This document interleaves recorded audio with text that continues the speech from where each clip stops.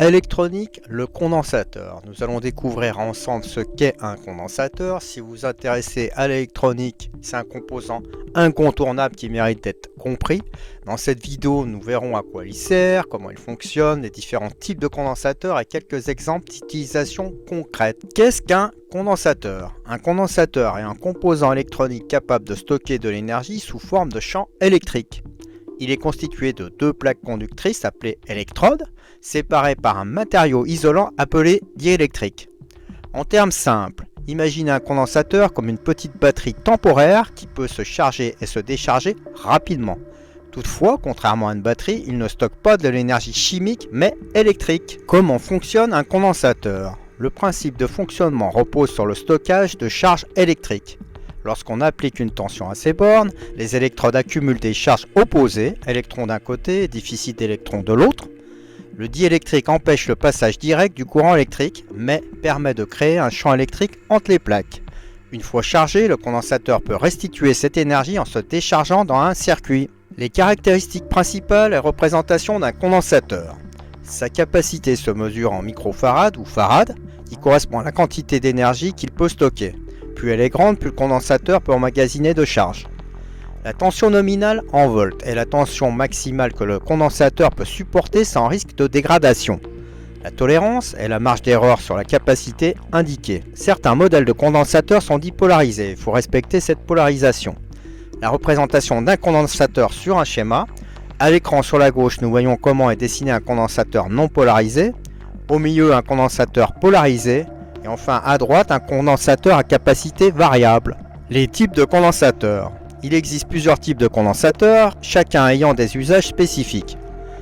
Les condensateurs à film, utilisés dans les circuits audio et haute fréquence. Les condensateurs électrolytiques, idéaux pour les applications de filtrage et de stockage d'énergie.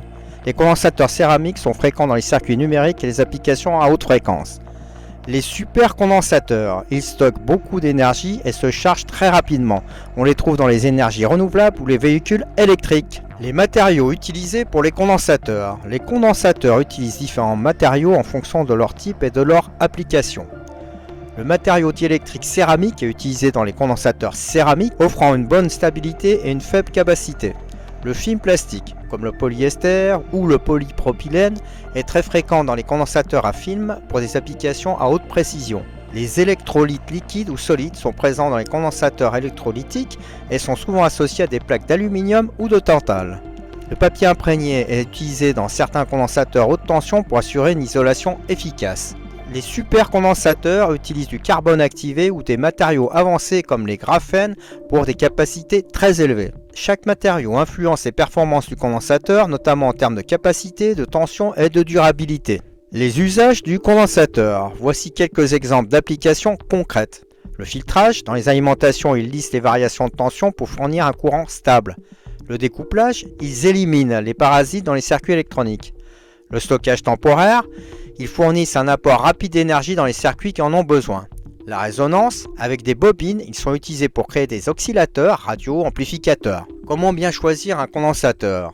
Pour choisir un condensateur, vous devez considérer les besoins capacité et tension, déterminer les valeurs exactes nécessaires pour votre application, le type de condensateur, choisissez en fonction de l'usage prévu, la stabilisation, le stockage, etc.